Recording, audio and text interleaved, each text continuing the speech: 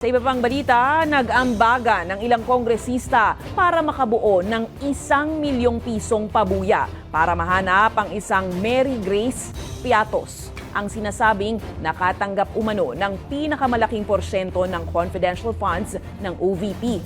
May buwelta rin ng mga mambabatas sa hirit na taasan ng proposed budget ni VP Sara sa harap ng mga katanungan pa rin kung paano ginasta ng kanyang opisina ang mga nagdaang pondo.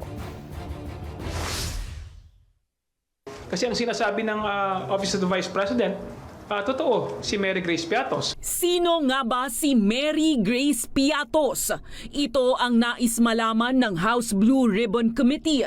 Dahilan kung bakit nag-aalok na ang Kamara ng 1,000,000 pisong pabuya para sa impormasyon ukol sa taong iniuugnay sa confidential funds ng Office of the Vice President. Siyempre, yung pinakasikat si Mary Grace Piatos na patuloy po nating hinahanap para mapaliwanag po yung mga acknowledgement receipts. Sinasabi ni VP Sara na peke daw yung mga acknowledgement receipt. Sinabi nga ng Commission on Audit na ito yung mga ipinasa na acknowledgement receipt ng Office of the Vice President. So paano mo sasabihin na ito ay mga peke?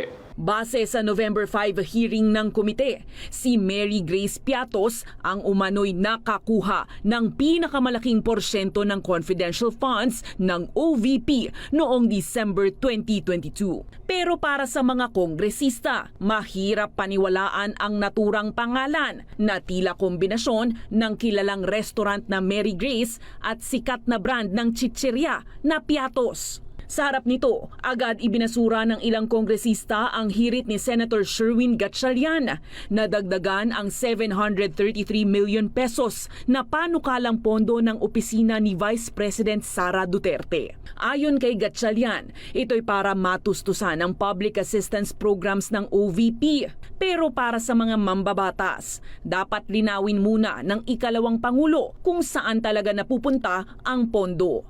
Nakita naman natin ngayon yung pag-iwas ng opisina ng Office of the Vice President, ni Vice President Sara, sa accountability and transparency. So paano pa natin sila pagkakatiwalaan? Samantala, muling binalaan ng House Committee on Good Government ang Chief of Staff ni VP Sara na posible siyang ipaaresto kung patuloy na hindi sisipot sa pagdinig. Base sa impormasyon ng Kongreso, balikbansa na si Attorney Zuleika Lopez matapos ang family emergency trip sa Amerika kung kaya't umaasa ang Kamara na sisipot na siya sa hearing sa Miyerkules.